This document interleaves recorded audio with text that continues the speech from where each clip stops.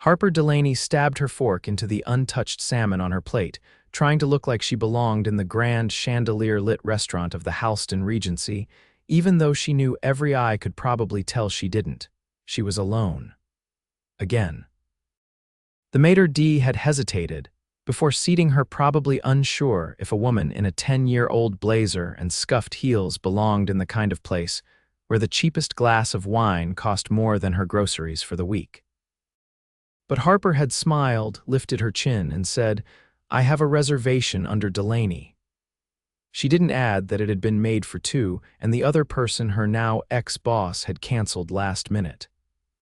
So she sat at the corner table by the window, pretending that eating alone in a 5-star hotel restaurant was something she did all the time. She sipped her water. She checked the menu again, even though she'd already ordered. She tried not to look like she was waiting for someone. She didn't notice the man across the room watching her. Ezra Zanetti leaned back in his seat, one hand wrapped around a whiskey glass that had long since gone warm. The board dinner he was supposed to be attending had turned into a series of dull conversations and fake laughter. He hadn't touched his steak. He'd been too distracted by the woman in the corner who looked like she didn't belong here but held herself like she had every right to be. She didn't pull out a phone like everyone else did when eating alone. She didn't look nervous, just sad. A kind of quiet sadness that made him suddenly want to cross the room and ask her if she was okay. "Ezra, are you even listening?" one of the board members said beside him. "No," he said without looking away from Harper. "I'm not." He stood abruptly, tossing a quiet apology over his shoulder, and walked straight out of the private dining room. The board could wait. He didn't know why, but something about her had gripped him.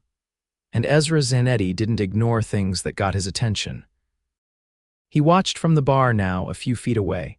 Close enough to see her push her food around, close enough to see her shoulders tense every time a waiter passed by.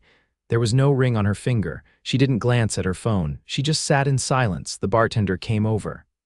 "Mr. Zanetti, another?" Ezra shook his head. "Send her a dessert, something chocolate, and don't tell her who sent it." The bartender raised an eyebrow but nodded. Moments later, a petite server delivered a dark chocolate molten cake to Harper's table. Harper blinked at it. "I didn't order this," the server smiled. "Compliments of the house," she hesitated, then smiled politely. "Thank you." She took one bite. Her eyes fluttered shut for a second. It was better than anything she'd eaten in months. Warm, rich, indulgent. Ezra smiled. She didn't know she was being watched. Didn't know the man watching her was the owner of the entire hotel chain she was sitting in. And she definitely didn't know that before the night was over, he would make up an excuse, any excuse, to speak to her. Harper paid her bill and stood. Ezra moved without thinking. He crossed the floor and intercepted her near the lobby. "Excuse me," he said smoothly, his voice low but clear. "I saw you sitting alone. I hope you don't mind me saying you looked like you could use some company." She paused, surprised. "That's forward. I don't usually do this," he admitted, "but I also don't usually see someone eat dinner alone with that much dignity." Harper tilted her head. "I didn't realize I was putting on a show," he smiled. "You weren't. That's what made it impossible to ignore." She took a step back. Something about him felt intense, not dangerous, just sharp, like he was used to getting what he wanted. "Thank you for the dessert," she said, calling his bluff. He didn't deny it. "Did you like it?" "I did." "Then let me buy you another one tomorrow," she smiled, amused. "You ask out strangers in hotel lobbies often. Only the ones who make me forget I'm supposed to be somewhere else." She studied him. "Who are you?" He hesitated, then extended a hand. "Ezra." "Harper." They shook. "You staying at the hotel?" he asked. "No, I just came for dinner, sort of a consolation meal." "Bad day, bad year," he nodded. "Then let me make tomorrow a better one. Dinner, same time." She looked down at his hand, still holding hers, firm, warm. There was something about him that made her feel seen, not pitied, not ogled, seen. She pulled her hand back gently. "Maybe," he grinned. "That's not a no." She turned and walked toward the exit. "Good night, Ezra." He watched her go, a grin tugging at his mouth. She didn't know who he was. Even better, she didn't know his name was on the gold plaque in the lobby. Didn't know he was a billionaire who owned the luxury hotel she'd just walked out of. And she definitely didn't know he was already planning how to see her again. Harper walked out into the cool night air, her heart racing for reasons she couldn't explain. Ezra stayed by the lobby window, watching her disappear into the city. He didn't know her last name, didn't know where she lived. But he knew this much: he'd find her, he had to, and something in his gut told him this wouldn't be the last time she walked into his hotel. Harper didn't expect to see him again. Men like that, confident, magnetic, with eyes that seemed to read too much, didn't usually follow up. They flirted and disappeared. She had no reason to think Ezra would be different. Which made it all the more startling when she stepped into the elevator of her office building the next afternoon and found him standing inside, alone, holding a coffee in one hand and glancing over a slim leather folder in the other. She froze. He looked up slowly, his mouth curving when their eyes met. "I was beginning to think you'd never come to work." She stepped in, the doors sliding shut behind her. "What are you doing here?" "Visiting a tenant," he said simply. Then a beat later, "You work in this building?" "I'm a contractor for a small PR firm on the 12th floor. "Then I'm glad I decided to stop by." She folded her arms. "Do you always track down women you meet in hotel lobbies?" "No, but I told you I wanted to see you again." "You said dinner." "Not a surprise visit at my job. I figured you might need more convincing." She narrowed her eyes. "And how exactly did you know where to find me?" He held up the folder. "Your name was on the reservation. I own the building, Harper." The elevator dinged at the 12th floor. She stepped out, turning back to face him. "I work freelance. I'm not part of the company directory. You had to dig for that." "I did." She blinked. "Why?" "Because I wanted to know if the woman who eats chocolate cake like it's the only good thing left in the world was real." She tried not to smile. "Maybe I just like desserts. Maybe you're the most interesting person I've met in months." She eyed him. "You're persistent." "I'm not apologizing for that." She hesitated. Then she nodded toward the hallway. "I have a meeting." He took a step forward, offering the coffee. "Hazelnut latte with oat milk." "I asked the barista what someone like you might order." She took it, if only to stop him from looking at her like she was some kind of puzzle he was determined to solve. "You're not going to stop, are you?" "Not until you say yes." She turned and walked away, but this time she sipped the coffee as she did. That Friday, Harper found herself back at the Halston Regency. Not because she'd agreed to dinner with him, she hadn't, but because her boss had sent her to drop off a revised pitch deck to a potential investor staying in the penthouse. She hated how her heart raced as she walked through the marble lobby, hated that she found herself scanning the room. She didn't see him. As she waited for the elevator, a voice behind her said, "Twice in 1 week. I'm flattered." She turned. "This is work." "Everything with you seems to be." She raised her brows. "Is that a problem?" "No. I just think maybe you don't let yourself have anything else." The elevator arrived. She stepped in without answering, but he followed. "You're staying in the penthouse?" she asked, annoyed by the flutter in her stomach. He pressed the top button. "I live here when I'm in the city." "Of course you do." She handed him the envelope.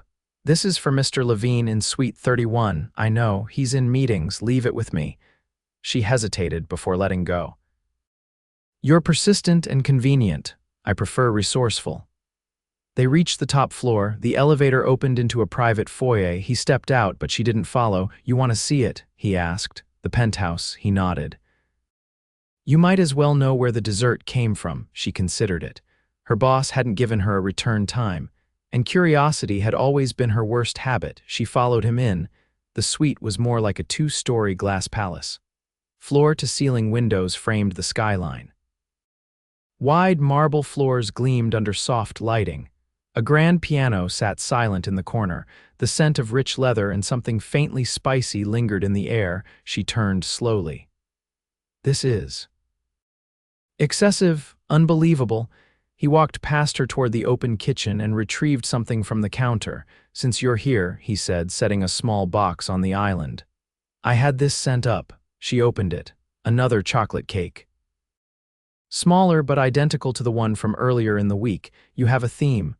"I have good taste." She leaned against the counter. "What do you actually do, Ezra?" He watched her. "I manage assets." "That's vague." "I own things, hotels, properties, a few companies." She stared at him. "You're a billionaire." He didn't answer. She looked around the penthouse again, then back at him. Why me? Because you're the only woman I've met in a long time who didn't look around the room for someone better. Her throat tightened. She didn't want to be moved by him, but she was. He stepped closer. Have dinner with me, Harper. She looked up at him, pulse in her ears. All right. His gaze didn't waver. Tomorrow night, 7, I'll pick you up, she nodded. Where? He smiled. You'll see. As she stepped back into the elevator, she realized she hadn't even asked how he knew her favorite coffee, or how he'd remembered her name, but somehow she knew this wasn't the kind of man who forgot anything, and maybe, for once, she didn't want to be invisible. Harper stood in front of her mirror, tugging at the hem of a sleek navy dress she'd borrowed from her neighbor, a freelance stylist who owed her a favor. The fabric hugged her waist, modest but elegant, and the heels pinching her toes were the only pair she owned that could pass for formal. She hadn't asked Ezra where they were going, hadn't wanted to seem too interested, but now, as she checked the time for the 5th time, she wished she had. When the intercom buzzed, she nearly dropped her clutch. His driver announced himself politely, and 10 minutes later she was slipping into the back seat of a black Bentley parked at the curb.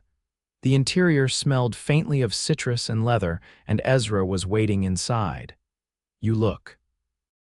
He let the word hang, eyes sweeping over her in a way that felt appreciative, not possessive.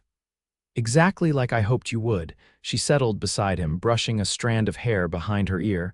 You're overdressed. He looked down at his tailored suit, then raised an eyebrow. You think so? You're wearing cufflinks. That feels like a declaration. He angled his body toward her. Tonight is a declaration, she blinked. Of what? We'll find out. The car pulled away from the curb, gliding through the city like it owned the streets.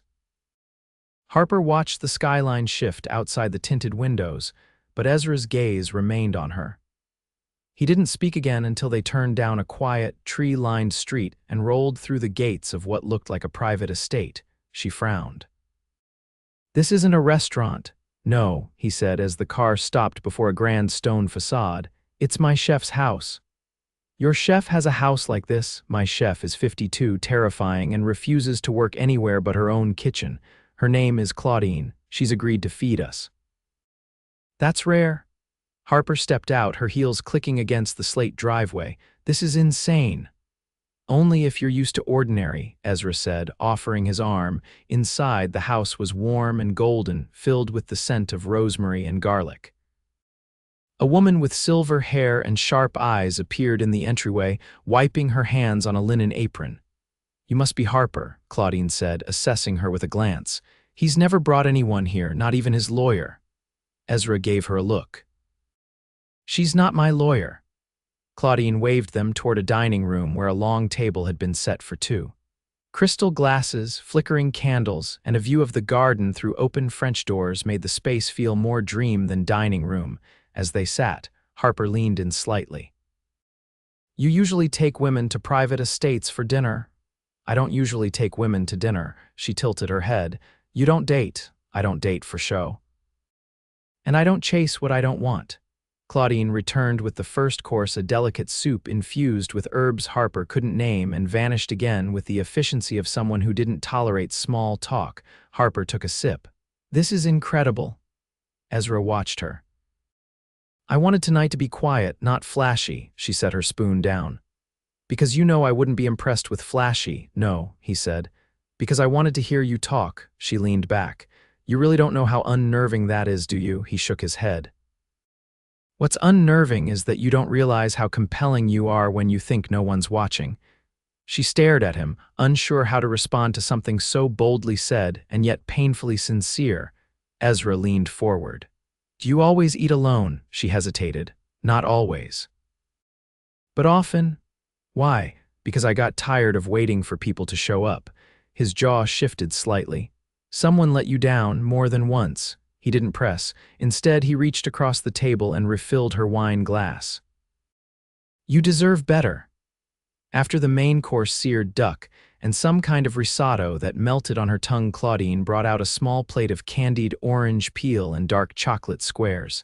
Ezra stood, walking to the open doors and nodding toward the garden. Come on, Harper followed him outside into the warm night air. The garden was quiet, lit with hanging lanterns that cast soft pools of light across the path. They walked slowly, the gravel crunching beneath their feet. "Tell me something you've never told anyone," Ezra said without looking at her. "That's a bit much," she replied. "Try me." She took a breath. "I used to write poetry badly. I stopped after college." "Why?" "Because no one ever read it, and it felt stupid to keep writing things that disappeared." He glanced at her. "Maybe it just wasn't the right audience." She looked away. "What about you? Tell me something true." "I used to think success would fix everything." She stopped walking, and it didn't. Their eyes met in the quiet.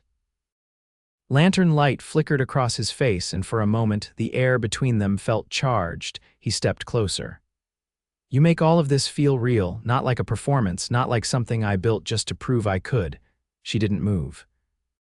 "That's not something most people admit." "I'm not most people." The silence stretched, but it wasn't uncomfortable. It was brimming. Then suddenly a sharp voice cut through the garden. Mr. Zanetti, Claudine stood at the edge of the path holding a phone. "It's urgent." Ezra took it, his expression tightening. "I'll be right back." Harper watched him disappear into the house, her pulse still racing from his words. She wandered further down the path, needing a moment to breathe. She found a small bench tucked beneath a weeping willow and sat down. The truth was, she'd never felt more visible in her life, and it terrified her. A few minutes later, Ezra returned, his jaw tense. "Everything okay?" she asked. He nodded slowly. "Just a board emergency in Milan." "I have to fly out tonight." "Oh." "I didn't want to leave without saying goodbye." Harper rose. "Thanks for dinner and the poetry therapy." He smiled faintly. "I'll be back in 3 days." She nodded. He stepped closer and, without hesitation, pressed a kiss to the side of her forehead, soft, deliberate, lingering just long enough to make her eyes flutter shut. "Don't disappear," he murmured. And then he was gone again. This time it was her who watched him leave. The next 3 days passed like a slow, strange dream. Harper threw herself into work, pitching clients with more fire than usual, fielding last-minute edits, and keeping her mind busy until late at night when the quiet made her wonder if Ezra would actually come back. She hadn't heard from him. No calls, no cryptic messages, just silence, but she hadn't expected anything different. Whatever had sparked between them, it lived in a world that wasn't hers. She didn't have penthouse keys or private chefs. She had rent due in a week and a freelance contract that expired in 2 months. Still, when her phone rang late Thursday evening and an unfamiliar voice asked if she could be ready in an hour for a car to pick her up, she said yes before she could talk herself out of it. She wore a simple black sheath dress, her makeup minimal. She didn't know where they were going, and she didn't ask. The car that arrived was sleek but not showy. The driver didn't offer details, only held the door open with a polite nod. They drove out of the city, the skyline falling away behind them as trees and open sky took its place. When the car slowed, Harper saw wrought iron gates swing open, revealing a long gravel drive lined with low lanterns. The house at the end wasn't a mansion or an estate, it was a restored glass conservatory, glowing softly from within. She stepped out just as Ezra appeared at the entrance. He wore a dark button-down with the sleeves rolled and no jacket. He looked less like a billionaire and more like a man who had been waiting all day for her to arrive. "You built this?" she asked, taking in the high vaulted glass ceiling and the faint flicker of candlelight behind him. "I restored it," he said. "It used to be part of an old botanical garden, bought the land 5 years ago, never had a reason to finish it until now." She followed him inside. The space was filled with climbing ivy, fragrant jasmine, and soft music playing from a corner speaker. A round table stood in the center, set for 2, surrounded by vines and warmth and the faint scent of lemon blossom. "You didn't have to do all this," she said quietly. "I didn't want to take you somewhere that already belonged to someone else," Ezra said, pulling out a chair for her. "I wanted to build something that was only ours." Harper sat slowly, overwhelmed by how much space he'd carved out just to be with her. They didn't talk about work. They didn't talk about how different their lives were. Instead, over dinner, they told each other things that had no place in the world outside this glass cocoon. "I used to think I'd end up teaching," Harper admitted. Not marketing, not copywriting, definitely not pitching tech startups to investors. I wanted to be a literature professor. What stopped you? No one wanted to hire someone who couldn't afford grad school. Ezra reached across the table, tracing his thumb lightly over her knuckles. I think you would have been terrifyingly brilliant. She laughed, the sound catching in her throat. I used to imagine office hours where I'd argue with students about Sylvia Plath and drink too much coffee and forget what day it was. Sounds like you still want it. I buried it, she said, then looked up at him. You ever bury anything? He held her gaze. I buried the idea that someone could want me for who I am, not what I own. The words settled between them, heavy and unvarnished. I didn't ask you about Milan, she said after a pause. Everything okay, handled, he said, but I thought about you the whole flight back. I have no idea what you did to me, Harper Delaney. She looked down, suddenly unsure how to hold his stare. Maybe you were just bored. He stood slowly and offered his hand. Come with me. She took it, letting him lead her through a side door and into a smaller wing of the conservatory where a narrow staircase spiraled upward. At the top, a glass rooftop balcony overlooked the trees, the stars spread wide like a velvet curtain. A low table sat in the center, draped with a white cloth. On it, a small chocolate cake topped with candied orange peel, 2 forks beside it. Harper laughed softly. You really don't let a theme go, do you? Ezra stood behind her, his breath warm against her neck. I wanted to end where we started. She turned to face him. You're not what I expected. Neither are you. For a long moment, they stood in silence, the only sound the soft rustle of leaves outside the glass dome. Then he reached into his pocket and held out a small, leather-bound notebook. What's this? I had your poems printed, he said simply. The ones you posted years ago, you thought no one was reading them, but I found them. Her hands trembled as she opened it.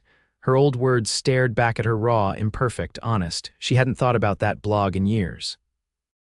You remembered every detail, she whispered. I remembered you. She looked up at him, eyes wide. Why? Because I've built towers and brands and empires, Harper, but you, his voice cracked slightly, you make me want to build a life. She stepped forward, her palms pressed to his chest. You don't have to convince me anymore. I'm not trying to, he said. I'm asking. She blinked. Asking what? He reached into his coat, pulling out a ring box, not flashy, not oversized, just simple and velvet and real. This doesn't make sense on paper, I know that, but I don't want logic. I want you. Harper stared at him, heart thundering. He opened the box, a single diamond, delicate and clear. I want to wake up next to you in the mornings you don't feel like getting out of bed. I want to read every bad poem you write and tell you it's a masterpiece.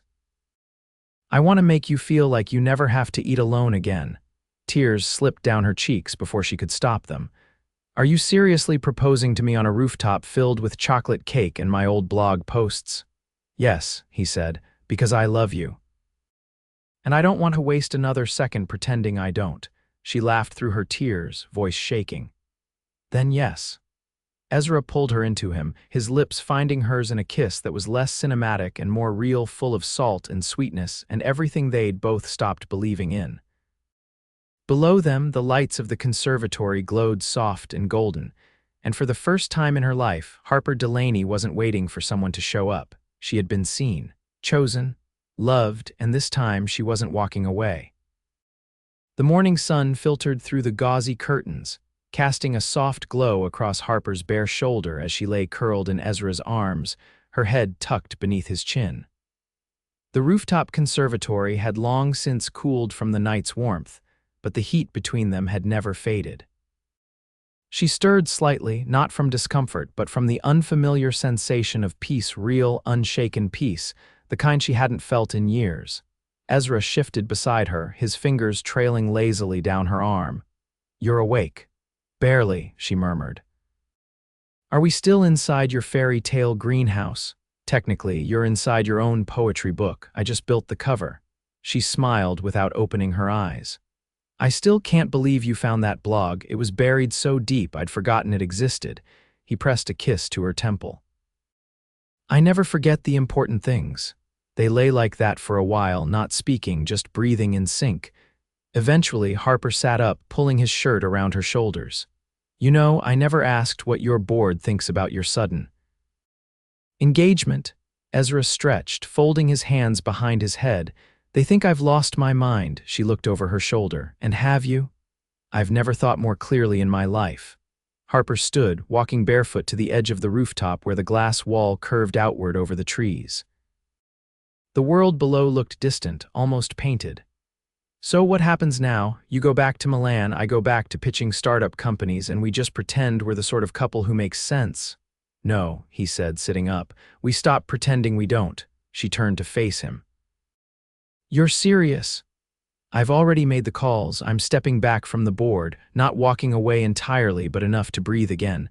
I've spent years building things for other people. I want to build something for us. Her breath caught. That's a lot, I know. And you're willing to give up control just like that. His gaze didn't waver. No, not just like that. I've been ready for a long time. You just gave me the reason. Later that afternoon, they drove out to a quiet neighborhood where Harper had once dreamed of buying a tiny townhouse with ivy-covered bricks and a crooked garden gate. Ezra held her hand the entire time as they walked through the empty property she'd pointed out months ago in passing as the place I'd live if life weren't so complicated. It had recently gone on the market. Ezra, what are we doing here? I thought we could make it ours. She blinked. You're serious? I don't make offers I don't plan to follow through on, but it's my dream house. He touched her cheek gently. Then let's stop waiting for someone else to give you permission to have it. Inside, the floors were creaky, the walls needed paint, and the kitchen was dated, but Harper saw it all. A writing desk beneath the front window, shelves filled with books, a garden where she could plant herbs and burn dinner without anyone judging. Her eyes brimmed, but this time the tears didn't feel helpless. I don't want to lose myself in your world, she said softly. You won't, Ezra promised. I'm stepping into yours. 2 weeks later, they exchanged vows in that very garden, surrounded by a small circle of friends and a very insistent Claudine who had flown in to supervise the cake. Harper wore a tea-length dress and wildflowers in her hair. Ezra wore his best suit but left the tie behind. They wrote their own vows, and Harper's included the line, "You made me believe in things I had long since buried."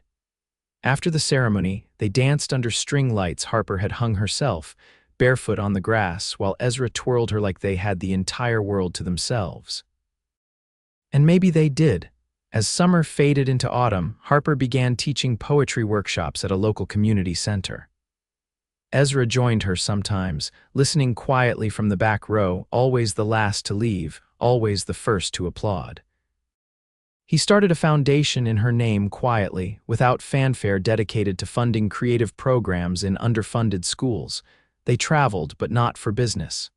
Paris in the winter, Kyoto in the spring. But home was always the little townhouse on the edge of the city, where the garden grew wild and the kitchen always smelled like rosemary and burnt toast. One evening, Harper stood at the top of the stairs, holding a small white stick in her hand, her heart pounding louder than any client pitch or poetry reading could ever rival. Ezra looked up at her from the kitchen, eyebrows raised. "Is that what I think it is?" he asked. She nodded slowly, her voice catching. "We're going to need a second bedroom." He crossed the room in 3 long strides, lifting her into his arms, spinning her around as she laughed against his neck. Ezra had once believed that control was everything. That power and wealth would keep him safe from the chaos of emotion. But in Harper's arms, with her laughter in his ears and the world spinning beneath them, he finally understood what it meant to be rich in all the ways that counted. They didn't chase perfection. They didn't need to. They had each other, and it was more than enough.